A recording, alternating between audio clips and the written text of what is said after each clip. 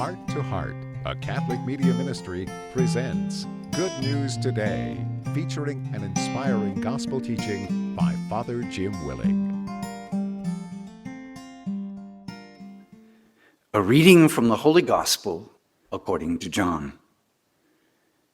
There was a wedding at Cana in Galilee, and the mother of Jesus was there.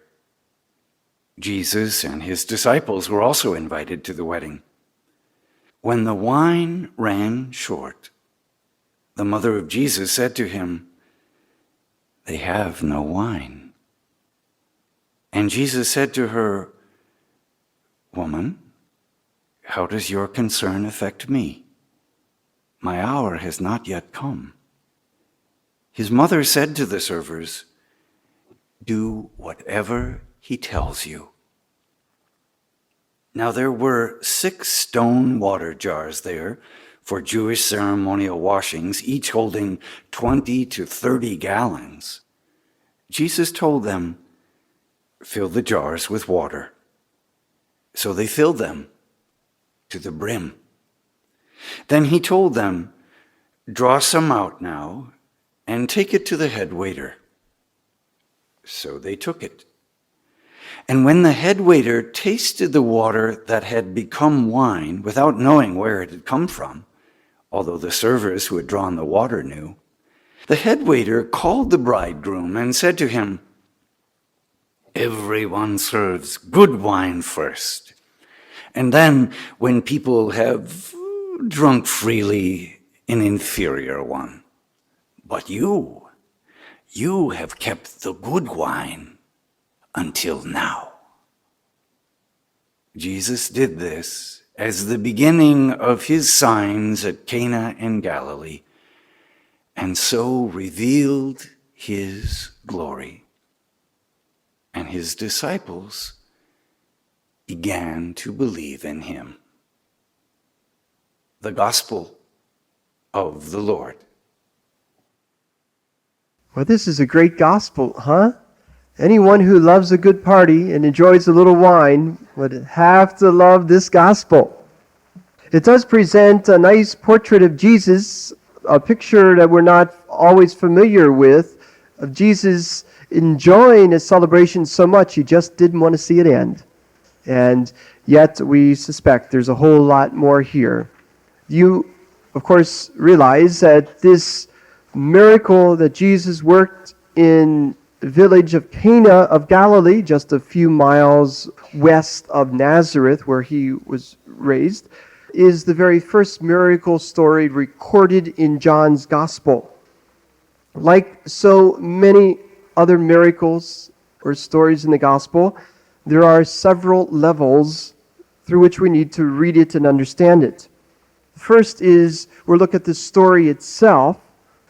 Secondly, we need to understand how John interpreted this miracle as a sign. Notice he doesn't ever really refer to it as a miracle, but a sign that Jesus performed. And finally, we need to look at the level of how do we understand it today, which is always the final point to bring it home that we try to deal with here. So, I'll first give a little background to the story account itself. Secondly, explain how John interpreted it as a sign. And thirdly, how we might understand it and apply it to our life today. First, some background. In ancient Palestine, a bride and a groom did not go away for a honeymoon. They actually stayed at home, and for one entire week, they kept open house. They wore their wedding clothes and a wedding crown, and they were treated as the king and the queen of the town. The wedding feast was the finest feast of any and all celebrations. Now, you could just imagine if you were the couple planning for your daughter's wedding that would last all week, the amount of preparations that it would take. The parents of the bride were the host to this week-long party at their home, and the bride's father would actually begin preparation for his daughter's wedding the day she would be born. You see that most families in Palestine at the time of Christ had a small vineyard in their backyard in which they would often grow their own house wine. And each year, the father would take a little of the wine that he was making and set it aside for that great day when his daughter would be married. And so when this family, on this occasion of their daughter's wedding, ran out of wine, it was a catastrophic Cana crisis. There was no local Palestinian pub or Cana carryout that they could run to that would bail them out. The party would be over, and it would be a source of tremendous shame and embarrassment to the entire family that couldn't provide the best for this greatest occasion. So not only did Jesus come and save the day, he saved the dignity and the honor of this family. But there's a whole lot more here than just a simple changing of water into wine. Because as I said earlier, John sees this miracle as a sign, which is to say, it signifies a whole lot more. In other words, there's a whole lot more being changed here than just water into wine. It has something to do with this second level that I will address now, how John interpreted this story that he would have told on a deeper level for his community to understand how Jesus continues to work this miracle transformation in our lives. But to understand and appreciate that, we need to understand these different signs and or symbols in the story. The first is the wedding feast itself.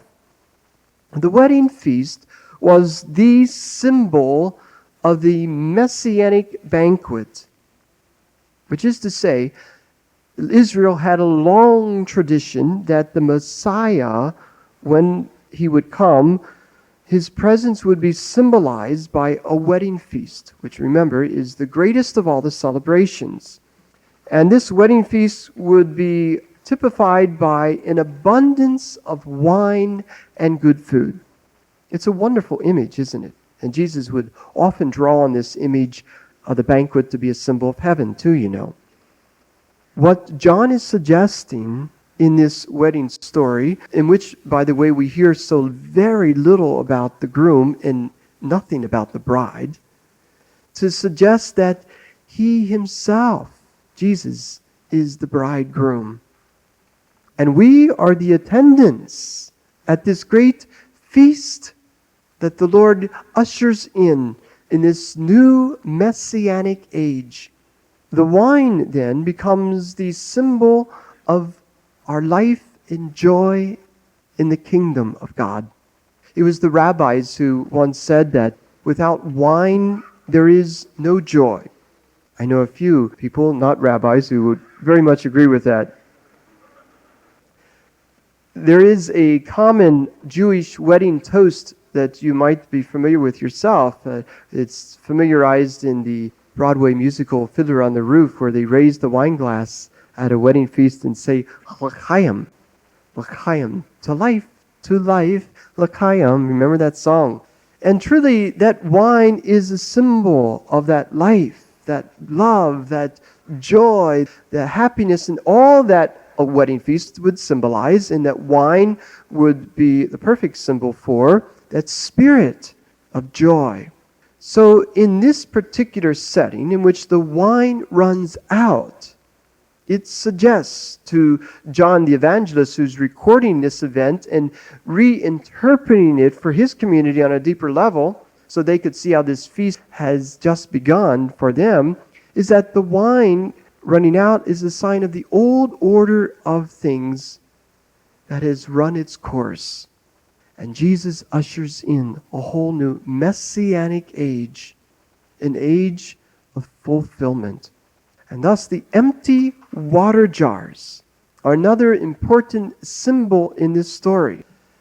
Remember, even as John makes a point to mention that these water jars were used for Jewish ceremonial washing. In fact, back then and there in Jesus' time, they had a Jewish ceremonial law that required that all the Jews would wash their hands both before a meal and between every course of the meal. And in a banquet, there would be quite a few courses. These empty water jars thus represent the old tradition of ablutions that have exhausted their means to provide for the deepest needs of the people.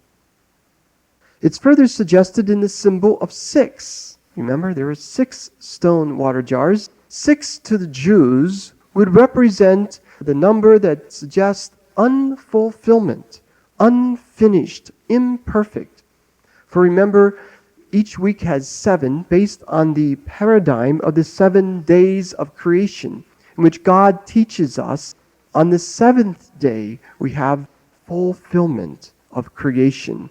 So 6 water jars further represent the incompleteness and the imperfections of the Jewish law, of the times prior to the coming of Christ. What about the abundance of wine? I figured this out last night in doing some simple math, which is not so simple for me, that each water jar, which we're told held from 15 to 25 gallons, Jesus ordered them, remember, to be filled to the brim. So that means each one held at least 25 gallons. That would total, if you multiply that times 6, 150 gallons. Now figure if 1 gallon would fill at least 4 wine bottles today, that would be equivalent to 600 bottles of wine, which would fill, I imagine, at least 1 bottle of wine would fill at least 6 glasses of wine, right? That means 600 bottles of wine filling at least 3,600 glasses for the guest. Now imagine in the simple small town of Cana, there would be approximately 100 adult guests. That means each one of them could have had 36 glasses of wine. And I would remind you, that's only after the fact that they had already finished off the whole supply of previous wine. That's a lot of wine. Such a staggering amount of wine consumption would be unthinkable, especially in the ancient time of Jewish culture, in which to be drunk is to be a total disgrace. Obviously, there is a deeper and more sober meaning to this miracle. The abundance of wine, I would suggest, is the sign of God's abundant grace that comes to us through Jesus Christ. There is a superabundance of wine, just as there is a superabundance of blessing that Jesus gives to us who thirst for Him. The superabundance of wine, in fact, is a figure of speech that is used in the Old Testament times for the Messianic age.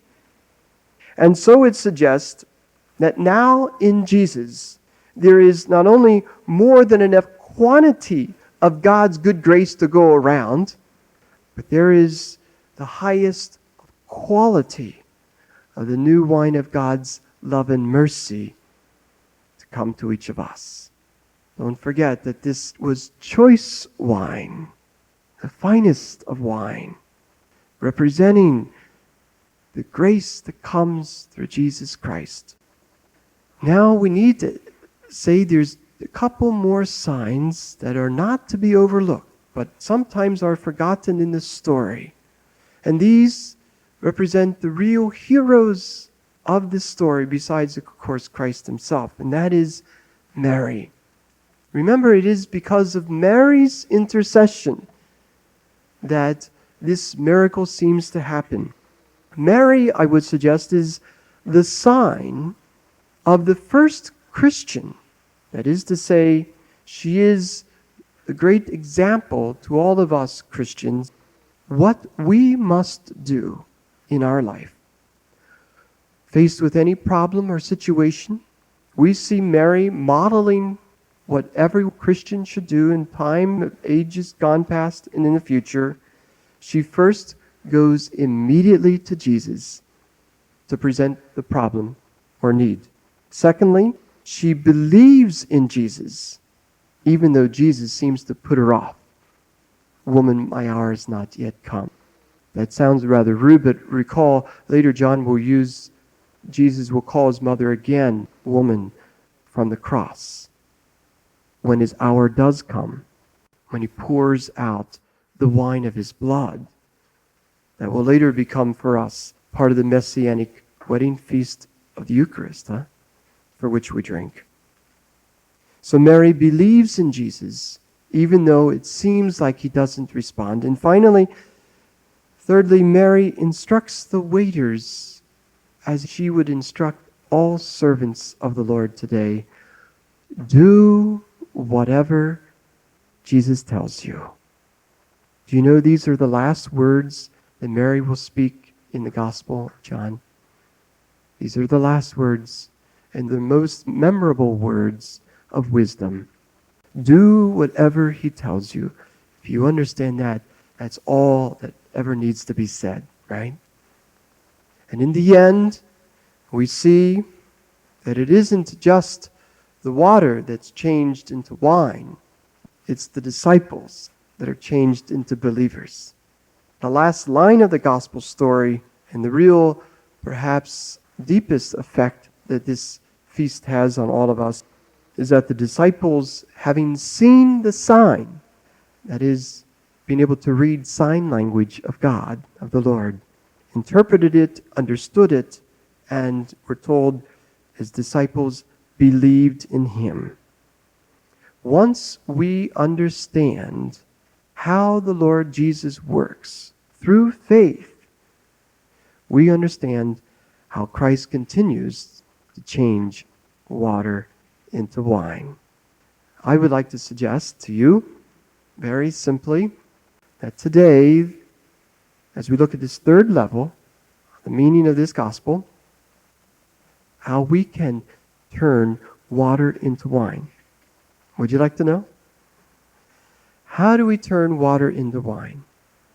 It's something we ought to ask ourselves when we run out of patience, when we run out of strength, when we run out of answers. Have you ever been there? What do we do when we're not unlike that family who came to a Cana crisis? When we feel empty, when we feel lonely, when we feel anxiety, what in the world do we do? This is what this gospel teaches us. First, and obviously, how do we change water into wine? Nobody can change water into wine but Jesus. The first lesson, perhaps the greatest lesson, the first step, perhaps the most important step we need to take and learn over and over again is to go immediately to Jesus with all of our problems, all of our situations, and all of our needs. First, go to Jesus. You must have said to yourself oftentimes, as I have, when all else fails, read the instructions. When all else fails, read this instruction that comes to us in this story. Go to Jesus. I can't tell you how, even though I say that as emphatically as I can, I don't always do that, but I try. I try as I keep learning the importance of that, as to create it so it's a habit in my life. I try, since I have learned in my years in trying to counsel people, trying to offer spiritual direction to people, trying to offer support to many people who call me every week, I've learned the best and the first thing I need to do with whoever comes into my office, some of you know this is true, you visited me, as I first asked if we could stop and pray. I've learned that I must ask the Lord to always join me. Because, again, Jesus is a gentleman. He only comes by way of invitation. And the greatest thing that couple did in Cana was to put Jesus on their guest list and invite him to come to be a part of their celebration. Presumably, it was because he was already their close friend. We must do the same. We, in our friendship and relationship with the Lord, must continually invite him to come and be a part of all that we do all through the day. We ought to stop and pray before we have any particular conversation that might be a little challenging, any particular meeting that we might be attending, any particular decision that we might be making. We ought to first stop and pray to ask the Lord to come. It may make all the difference in the world, as it surely did for this Cana couple. If only they could be here today, I'm sure they would tell us, invite Jesus into your home and into your heart. In fact, I've often thought about this and prayed about this, and I've made a resolution for myself that every single wedding I would preach, I would ask that couple, along with all the married couples present, to simply make a resolution for themselves to pray every day, to invite Jesus into their home and into their hearts, to be a part of the wedding of their lives. A wedding that's to take place not only between themselves, but their wedding to the Lord. And if they're one with the Lord will surely make them more one with each other, right? And my own dad and mom taught me that. It takes three to form a family. And with the Lord at the center of that family, he is able to replenish us when the music stops and the romance leaves and we're just out of luck and love. The Lord replenishes that supply of grace for us if we keep coming to him. That is not to say that that alone will work a miracle or change a difficult marriage. We need to follow through the next few steps, which leads me to the second point. I might add too, in my own experience, I need to say, when I have, even in the middle of a conversation with someone or middle of a counseling situation, which I don't know the answer, and life is so complicated and complex, when I have stopped and prayed, I've been amazed at the grace of wisdom that's given to the person or to me, and the help that they feel, that it does make a difference. And that's the starting point, okay? Step one, starting point, go immediately to Jesus, go immediately and continually to Jesus. Secondly, we must believe that the Lord will respond, even though it will seem like he doesn't. I don't know about you, but when I pray, it seems like I've always caught the Lord on his hour off. It seems as though he's saying to me, like he said to Mary, my hour has not yet come. My timetable is never his timetable. My timetable is now. And his timetable is, I'll get to it. You know, doesn't that sound like the Lord? And yet there is something for us to ponder here. Because it's that time, perhaps, is the invitation, as it was for Mary, to believe in him. Maybe we need the time to reflect on how the Lord might be speaking to us in this situation. How this particular problem might be telling us something we need to listen to.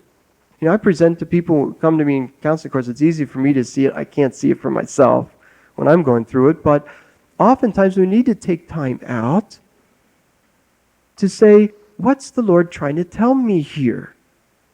Oftentimes our problems are actually part of Jesus' response to a need. To say, we need to pay attention and interpret the signs. Because as I've often suggested, I believe God speaks in sign language. Silent, we're not going to hear a verbal answer, or 2x4 may not always hit us on the head, but the Lord gives us certain signs in the turn of events, in people who suggest things, and we need to listen and interpret these signs. The important thing that Mary did is that even though it seemed like Jesus was putting her off, that his hour had not yet come, she went ahead, acting on faith, and told the waiters, as she would be whispering these same words of wisdom to us, do whatever he tells you. She acted out on faith. This is what faith means, to trust that the Lord will respond, and we got to be awake and aware, and how, which leads to the third point, and that is, if we could take these words to heart, these words of Mary, the last words she spoke in this gospel, do whatever Jesus tells you. Could there be any finer words ever spoken? I imagine that Mary is a person of few words. And I imagine she, like any person who doesn't speak a lot, when they speak, you really want to listen, like E.F. Hutton. You really want to listen to these words. Do whatever he tells you. This is what we must do. And when we do what the Lord will tell us, we can expect miracles will happen in our life, because it will be the Lord working through us.